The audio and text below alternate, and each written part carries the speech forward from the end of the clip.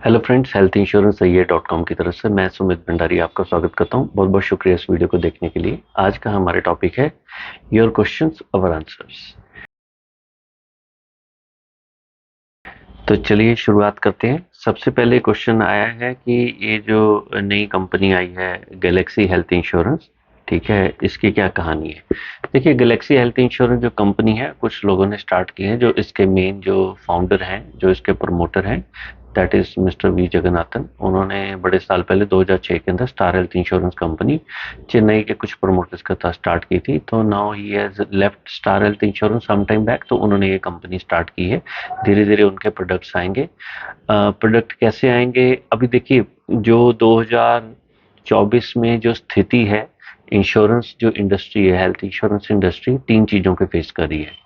इस साल बहुत सारी कंपनियों ने 35% प्रीमियम बढ़ाया है, ठीक है। तो कुछ कंपनियों ने 8%, किसी ने 12% और किसी ने 35% का भी प्रीमियम हाइक किया है। और अगले एक आईपीओ आने वाला है नीवा बुपा का। और दो तीन कंपनीज ऑलरेडी लॉन्च होके, जैसे नारायणा भी आ गई है। तो जैसे नारायणा और गैलेक्सी को अगर हम दोनों को ले लें तो बेसिकली ये करेंगे क्या। अब देखो, इंश्योरेंस के अंदर जितनी भी इनोवेशन होनी थी वो 99% हो चुकी है। अब हेल्थ इंश्योरेंस के अंदर कोई नया चमत्कार कुछ नहीं होगा। हालांकि 2016 के बाद कोई मार्केट के अंदर अच्छी चीज आई नहीं है। जो भी चीजें आई हैं उनके अंदर कुछ ऐसी चीजें आई हैं जो अ, एक कस्टमर के मन के लालच को, उसकी ग्रीड को टारगेट करने के लिए। जैसे इतने टाइम हम आपको बोनस देंगे, अनलिमिटेड ये दे देंगे, वो दे देंगे, जो ऐसी चीजें जो जिंदगी में कभी काम नहीं आने वाली, या उनके अंदर हिडन चीजें हैं जिसको मैं नेक्स्ट क्वेश्चन में डिस्कस करूंगा। तो एक्चुअल में जो ये गैलेक्सी कंपनी है और जो नारायणा है, इनका जो बेसिक मॉडल क्या होगा, ये फॉलो करेंगी जो यूएस या डेवलप कंट्रीज के अंदर कॉन्सेप्ट है।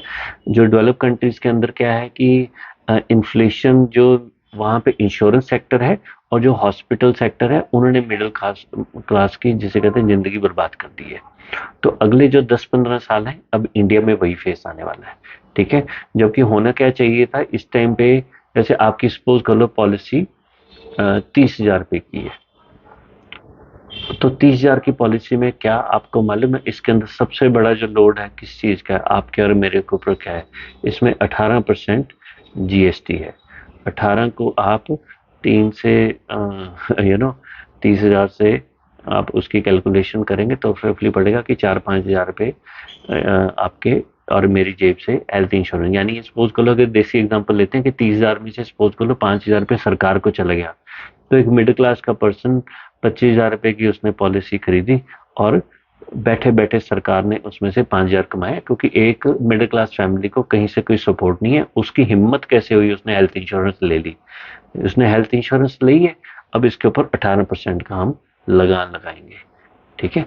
ये जो सेक्टर है उसकी वजह से आज सपोज कर लो किसी पर्सन का हॉस्पिटल के अंदर बिल आता है, तो वो है हॉस्पिटल में जो बिल आया वो 1 लाख रुपए का आया। अगर हॉस्पिटल ने उसको 1.5 लाख चार्ज कर दिया, आपके मेरे जैसा पर्सन क्या वहां पे नेगोशिएट करेगा। कैसे चेक करेंगे जेन्युइन है नहीं है। तो हॉस्पिटल के ऊपर कोई रेगुलेटर नहीं है। जो इंश्योरेंस सेक्टर के अंदर इस साल अगर आप इंश्योरेंस कंपनी में पिछले देखोगे, पिछले मैं जस्ट एज एग्जांपल ले रहा हूँ, किसी कंपनी की बुराई नहीं कर रहा हूँ, फिर हम मेन टॉपिक के ऊपर आएंगे। स्टार हेल्थ इंश्योरेंस कंपनी का जो जो प्रॉफिट शो हुआ है वो अराउंड 800 से 1,000 करोड़ रुपए का हुआ है। क्यों? पिछले एक साल के अंदर उन्होंने प्रीमियम बढ़ा दिया, यू नो। तो आप देखो कि कंपनियां 800 1,000 करोड़ रुपए का प्रॉफिट में है, और वो प्रॉफिट भी सारे खर्चे वर्चे डाल के बिल्कुल एंड में मजबूरी में शो करना पड़ता है। हो सकता है प्रॉफिट 2,000 करोड़ का हो। तो इतने करोड़ का प्रॉफिट है। आईआईडी ने खुली छूट दी हुई है कि भी यार कमाओ, करोड़ों रुपए कमाओ, आपका प्रीमियम बढ़ा दो, कोई टेंशन नहीं है। तो जबकि आपको अगर आप लॉस में जा रहे हो तब आप प्रीमियम बढ़ाते हो। जो इंश्योरेंस बढ़ाने का जो असली मुद्दा होता है कि आप अगर लॉस में आ गए हो तो आप अपना प्रीमियम सरकार के पास जाओ कि भाई मैं लॉस में चल रही हूँ, मेरा प्रीमियम बढ़ा दो। यहाँ प्रीमियम बढ़ाने के बाद कंपनी हजारों करोड़ के प्रॉफिट कमा रही है, ठीक है। तो ये तीन चीजें हैं जो कॉर्पोरेट के ऊपर जिनका कंट्रोल होना चाहिए। हॉस्पिटल के ऊपर कोई कंट्रोल नहीं है। और सरकार कह रही है मिडिल क्लास बंदे की हिम्मत कैसे हुई, इसने अपने परिवार की सुरक्षा के लिए एक पॉलिसी कैसे ले ली। इसने 20,000 रुपये कैसे खर्च कर दिए। 20,000 में से 4,000 रुपये तो सरकार की जेब में जाएंगे, क्योंकि आपने अपने परिवार को सुरक्षित करने की सोचा कैसे, आपसे हिमाकत कैसे हुई, ठीक है। तो अब इनोवेशन जो इंडस्ट्री में चाहिए थी वो ये तीन चीजों के ऊपर था, टैक्सेस कम हो, हॉस्पिटल रेगुलेटर हो, और आप जो इंश्योरेंस कंपनी के जो फालतू के इतने बेबुनियाद उनके प्रॉफिट हैं उसके ऊपर कोई बुनियादी नहीं है, क्योंकि ये सोशल सर्विस का अंदर आना चाहिए ना इंश्योरेंस सेक्टर। तो आप उसके अंदर दबा दबा के प्रॉफिट कमा रहे हो, हॉस्पिटल वाला कमा रहा है, एजेंट कमा गया, और आपका इंश्योरेंस कंपनी कमा गई, सरकार कमा गई, मरा कौन? कस्टमर। तो आप एज अ क्लाइंट किसी कंपनी के पास नहीं जाते, क्योंकि कस्टमर के नाम के अंदर ही लिखा है कष्ट से मरना। तो आज अगर एक मिडिल क्लास का पर्सन एक कस्टमर बन के कंपनी के पास जाता है, उसको वो फोन चूस लिया जाता है उसका। ठीक है। तो अब ये जो नई कंपनियां ये क्या करेंगी, ये एक नया कंसेप्ट लगा रही है। तीन कंपनियों ने सीक्रेट प्रोजेक्ट, इनके पायलट प्रोजेक्ट स्टार्ट होते हैं, जिसको बोलते हैं home care service. Home care service के अंदर आप में से बहुत सारे लोग ऐसे होंगे जिनके पास 2 नंबर की इनकम है, आप में से बहुत सारे लोग ऐसे होंगे जिनके पास करोड़ों रुपए की इनकम है। उन चुनिंदा लोगों के लिए नया कंसेप्ट आ रहा है कि आपको घर बैठे बैठे बैठे बैठे करके आपके पास सारी सर्विसेज, आपका ओपीडी का खर्चा, ये खर्चा, वो खर्चा। ठीक है।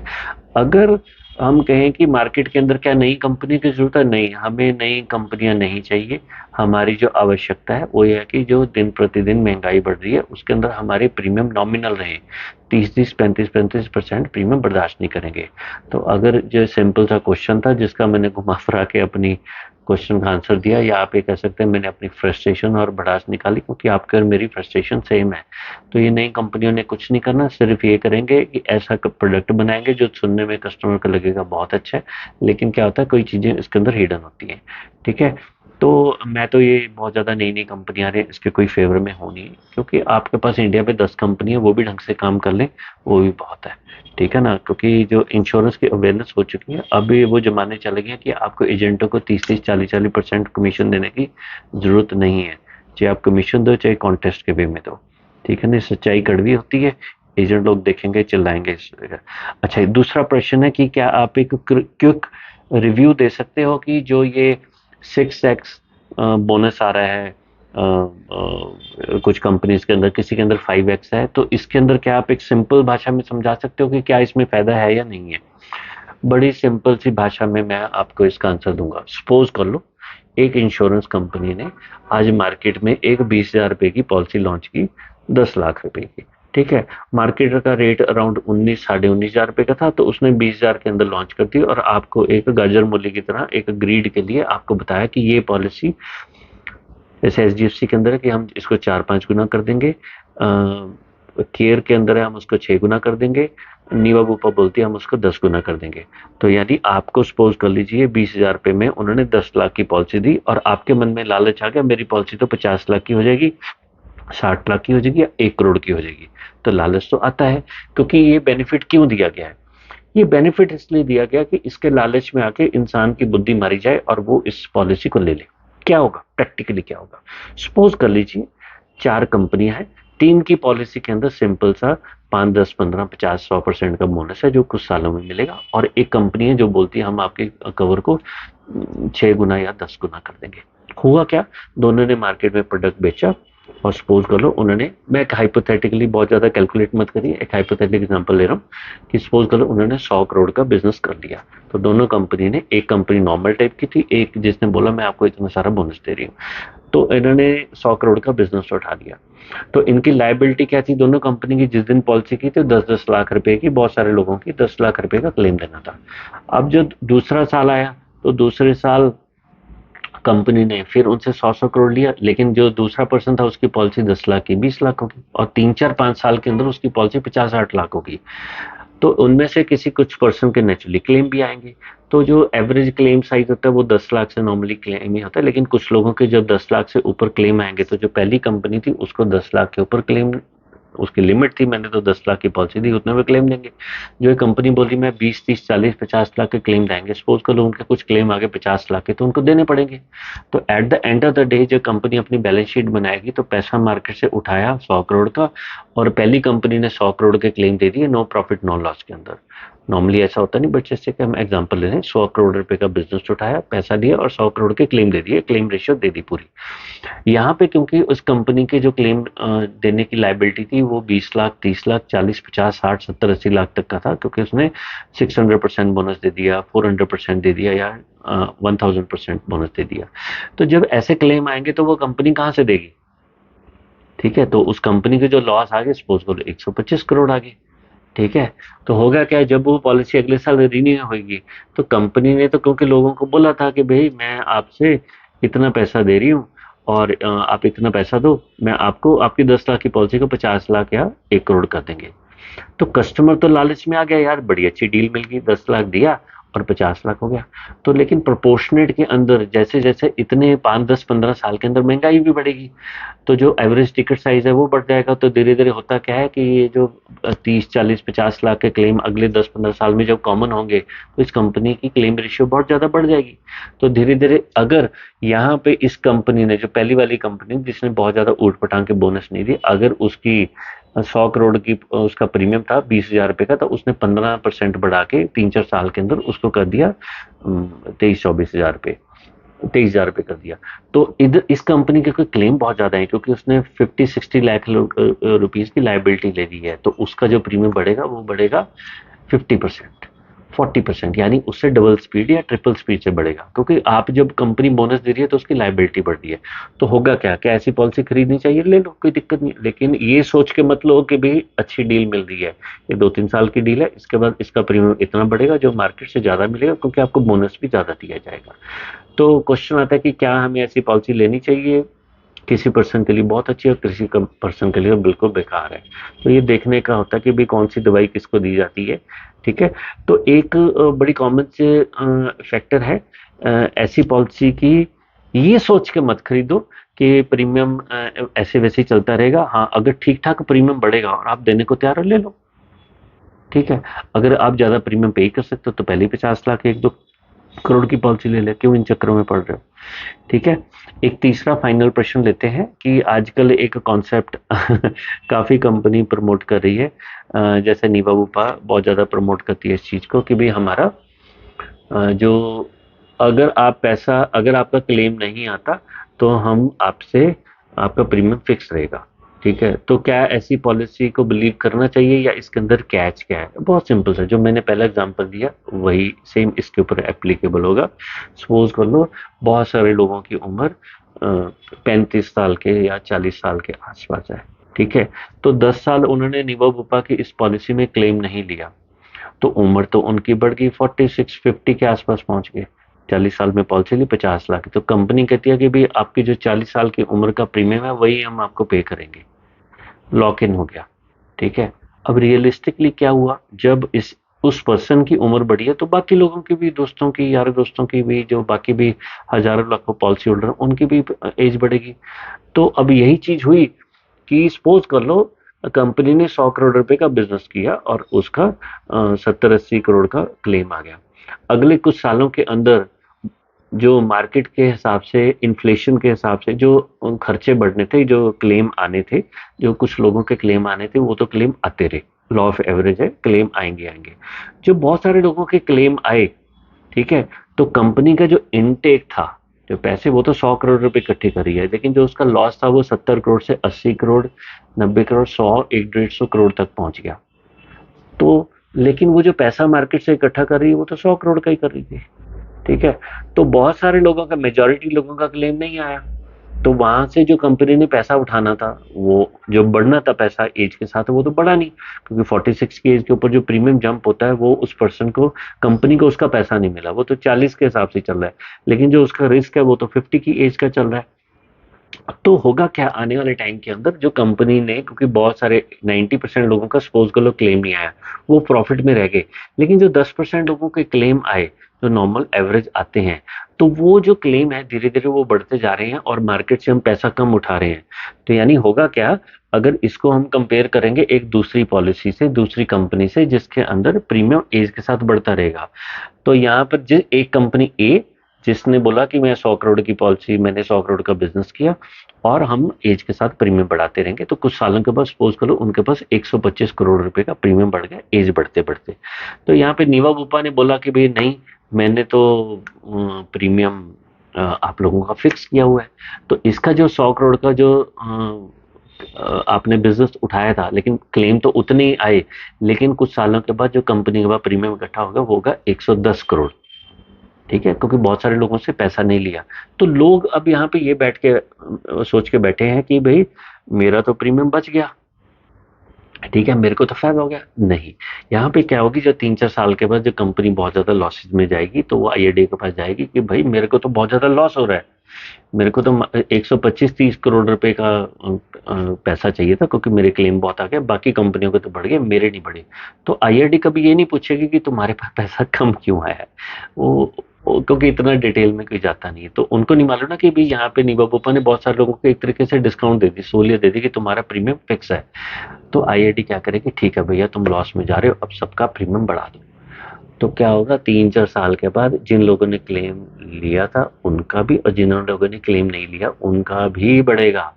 ये मत सोचो कि अगर आपका तो बढ़ेगा कितना, उतना ही बढ़ेगा जितना आपका यूजुअली बढ़ना था। लेकिन जब हुआ क्या, कंपनी को इस चीज के अंदर ये फायदा हो गया कि इस चीज को गाजर मूल्य की तरह दिखा के लोगों को अट्रैक्ट करके, लोगों को समझ तो है नहीं क्योंकि हर एक का बंदे का ये काम नहीं है, तो लोगों ने इस फीचर को अट्रैक्ट करके इसके बेनिफिट को बहुत सारे लोगों ने पॉलिसी ले ली। तो बहुत सारे लोगों को इसके अंदर फायदा होगा और मैक्सिमम लोगों के अंदर इसको नुकसान होगा, क्योंकि वो ये सोच, कई लोगों का बजट नहीं होता, कई लोग लालच में आते हैं। ठीक है, लॉन्ग रन के अंदर देखिए एक सिंपल सी बात है इंश्योरेंस के अंदर, if you go to the casino, अगर आप जुआ खेलने जाते हो, कोई इस टाइप का, हालांकि करना नहीं चाहिए, लेकिन if you go to the casino, it is a casino और the house which always wins. तो इंश्योरेंस के अंदर आप ऐसे करो वैसे करो, ये जो स्कीमें होती हैं इसके अंदर कंपनी को फायदा होता है। ये जितने भी पिछले 10 साल के अंदर, 12 साल के अंदर, जितने 14 साल के अंदर ये नए नए इनोवेशन आई हैं, रिस्टोरेशन आया, रिचार्ज आया, आपका ये बोनस दे देंगे, हम ये दे देंगे, इन सब के अंदर 99.9999% कंपनी को ही फायदा होता है। ठीक है, इक्का दुक्का कुछ लोग होते हैं जिनको फायदा होगा, माइन्यूट मिनिस्कल, बट मेजॉरिटी बहुत ज्यादा जो बेनिफिट होता है वो हमेशा इंश्योरेंस कंपनी को ही होता है। तो बेसिकली जो हमारी आधारभूत जरूरत है, इस चीज को अंडरस्टैंड करिए। जो ये नए कंसेप्ट आने वाले हैं वो किस चीज के ऊपर फाउंडेड है, इंश्योरेंस कंपनी इतना कॉन्फिडेंट क्यों है।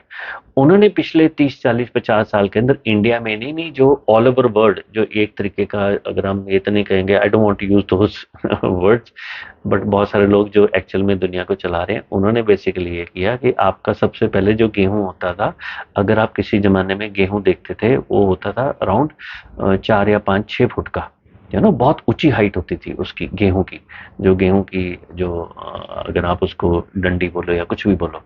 तो फिर उन्होंने हाइब्रिडाइज जो 1970 के अंदर वीट लाया, तो वीट की जो स्टेम है वो मोटी होगी और उसकी हाइट कम होगी, तो वो जो वीट आया हुआ हाइब्रिडाइज वीट, दैट इज, उसके अंदर जो प्रोटीन्स होते हैं दे कॉज ग्लूकोज, वो बहुत फास्ट आपको डायबिटीज करते हैं। फिर आपका रिफाइंड शुगर है, जो आप गन्ने के, पता नहीं कितने सारे गन्ने का रस निकाल के उसमें से 1 चम्मच आपका शुगर, जो आपके घर के अंदर शुगर आ रही है, ठीक है, इसके अंदर ये बीमारी की जड़ है। तो आज हमारे घर के अंदर मैदा, हाइब्रिडाइज वीट, तीसरा रिफाइंड शुगर, ये तीनों शुगर, डायबिटीज, कैंसर कॉजिंग है। चौथी चीज, हमारे खाने के अंदर आजकल फाइबर ही नहीं है। पांचवा, हमारे जो घरों के अंदर दूध आ रहा है, आपको मालूम है कि आज अगर आप किसी भी पर्सन के घर में गाय भैंस या कहीं पे जाके देखोगे, उनसे पूछो साल में उनको कितने टीके लगते हैं, तो दुनिया भर में टीके लगते हैं, दुनिया भर में एंटीबायोटिक्स बनती हैं, वो मैक्सिमम एनिमल्स पे यूज की जाती है। किसी दिन अगर आप पोल्ट्री फार्म पे जाके ये देख लो कि ये अंडा कैसे बनता है, कितनी बार उसको एंटीबायोटिक देते हैं, आप जिंदगी में अंडा नहीं खाओगे। आप ये देख लोगे कि भाई गाय भैंस को कितने टीके लगते हैं, जो वहां पे उसकी जो घास है उसके ऊपर कितना स्प्रे किया जाता है, आप जिंदगी में कभी दूध नहीं। प्रॉब्लम दूध में नहीं है, प्रॉब्लम जिस तरीके से आज की डेट में खाने पीने के अंदर जो स्प्रे हो रहा है वो है।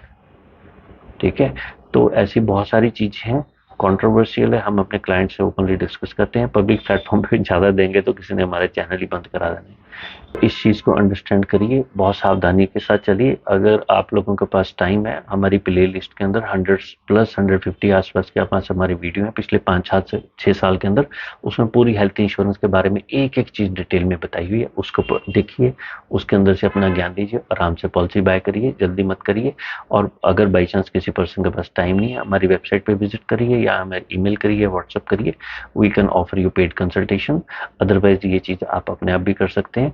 बहुत सारी चीज़ें होती हैं, हेल्थ इंश्योरेंस का फील्ड बहुत ज़्यादा कॉम्प्लेक्स बना दिया गया। बहुत सिंपल सी पॉलिसी होती थी 15 साल पहले, अब बहुत ज़्यादा कॉम्प्लेक्स हो गई है। तो अगर आप में से किसी पर्सन को लगे आपको एडवाइस चाहिए तो you can contact us. Otherwise आप अपनी सेहत का ध्यान रखिए, खाने पीने का ध्यान रखिए, ठीक है, अच्छे से पॉलिसी बाय करिए, गलतियां कम से कम करिए ताकि क्लेम वगैरह रिजेक्ट ना हो जाए। और अगर बाई चांस किसी को ये वीडियो या कंटेंट अच्छा लगा, इसको लाइक कर दीजिए, शेयर कर दीजिए, और इसी को चैनल पसंद आए तो आप इसको सब्सक्राइब भी कर सकते हैं। चलिए, आपने इस वीडियो को देखने के लिए टाइम निकाला, बहुत बहुत शुक्रिया। जय जय श्री राधे।